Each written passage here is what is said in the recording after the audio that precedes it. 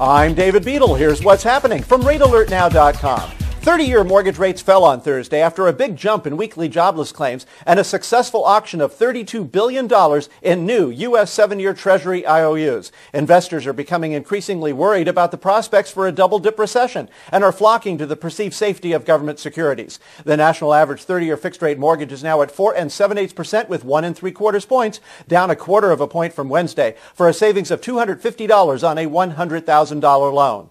The 5 1/8% rate was down 1/8 of a point to 5/8 of 1 point. Remember, 1 point is worth 1% of the loan amount. This means 1 point is $1,000 on a $100,000 loan and $2,000 on a $200,000 loan.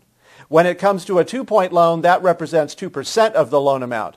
This means 2 points is $2,000 on a $100,000 loan and $4,000 on a $200,000 loan.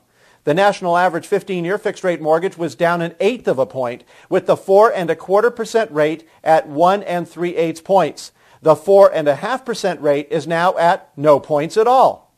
In order for you to know when to lock your floating fixed-rate mortgage, you have to have an early warning system with immediate news on changes in current rates and points before they occur throughout every business day.